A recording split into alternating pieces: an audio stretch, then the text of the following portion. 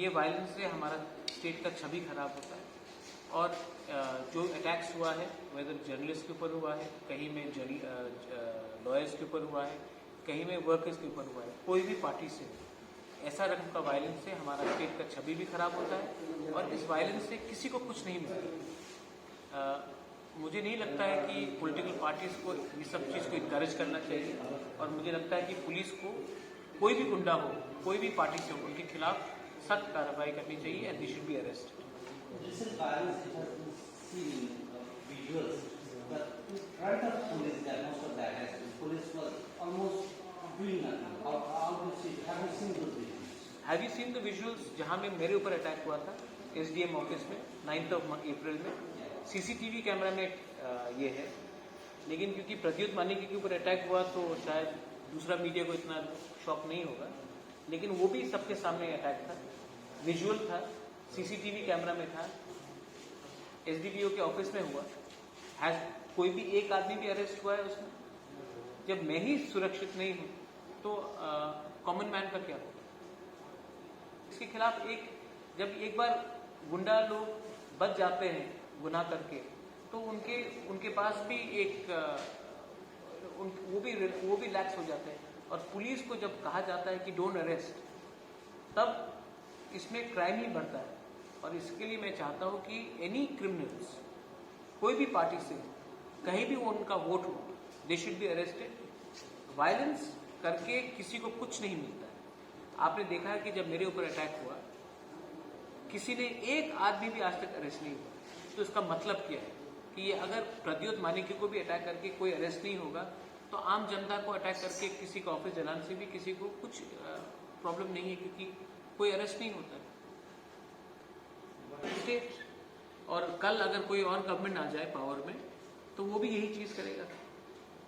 ये हमारे कल्चर में आ चुका है और ये कल्चर को बंद करना पड़ेगा। और इसके लिए जो ऊपर में बैठा है, जो मैं भी हूं, अपने पार्टी में ऊपर में बैठा हूं, मानिक सरकार है, हमारे मुख्यमंत्री बिप्लब जी है, मानिक शाह है, जितेंद्र चौधरी है, मेवार कुमार जमातिया, एनसी देबर्मा है।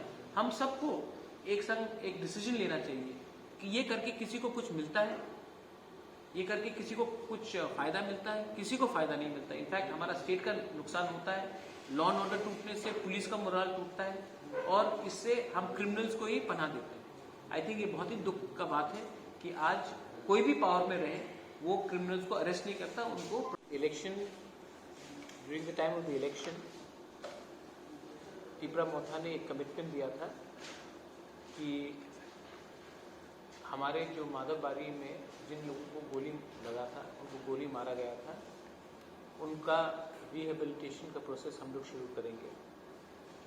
इससे पहले हमने और एक प्रॉमिस किया था कि विश्वजीत देबबर्मा, पिंटूलाल चाकमा और मंत्रीलाल काइपिंग का फैमिली को भी एक हम लोग कॉम्पनसेशन देंगे। हमने माधवबारी के बारे में बात किया था। यहाँ में हमारे संग सुमित देबबर्मा, रवि कुमार देबबर्मा, बहुत देबबर्मा, शंकर देबबर्मा और मौतम देबबर्मा हैं। इन पांचों लोगों को जब हमने सिटीजनशिप अमेंडमेंट एक्ट के खिलाफ जब हम लोग आंदोलन कर रहे थे तो इनको गोली लगा था। एडीसी ने पूरा अपना काम करके इन पांचों लोगों को हमने अब नौकरी दिया है।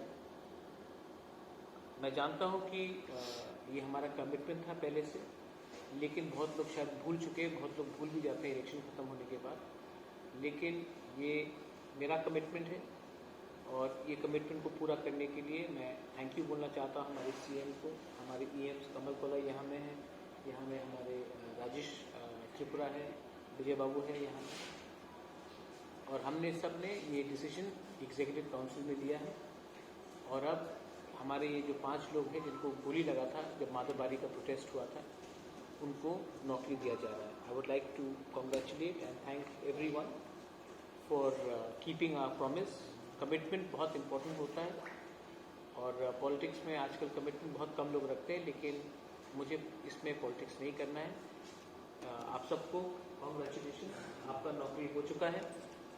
ये नौकरी से इनका जो चोट, इनका जो दर्द है वो वापस तो नहीं जाएगा, लेकिन ये हमारी तरफ से एक छोटा सा एक जेस्चर है कि हम आपको नहीं भूले हैं, आपके खराब समय में हमने नहीं भूला, और आज क्योंकि हमारा समय थोड़ा ठीक चल रहा है, इसका ये मतलब नहीं है कि हम आपको भूलेंगे। तो ये पांचों को हम लोग ये अपॉइंटमेंट लेटर्स है इन लोगों का, इनको हम देने वाले हैं।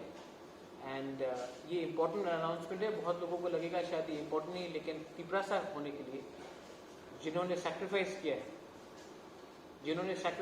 है, आज ये लोग नेता नहीं है, लेकिन इन्होंने बहुत सैक्रिफाइस किया है, और इनका सैक्रिफाइस, इनका बलिदान ऐसा नहीं जाना चाहिए। इसके लिए हमने इनको ये जॉब का अपॉइंटमेंट लेटर हम दे रहे हैं। Thank you very much. Protection करता है, B it the BJP, B it the CPM और एनी अदर पार्टी जो 88 से 93 में था, वो भी ऐसे ही कर रहा है। राज्य में मतलब कानून की शासन है नहीं, गणतांत्रिक जो अधिकार है वो भी नहीं है, लॉ एंड ऑर्डर बहुत ही खराब है। और अभी तक उस दिन जो 8 तारीख को शायद एक पत्रकार की ऑफिस में अटैक हुआ था, जो लोग मारपीट कर रहे थे उसकी छवि भी है, लेकिन वो अभी तक किसी को अरेस्ट भी नहीं किया गया।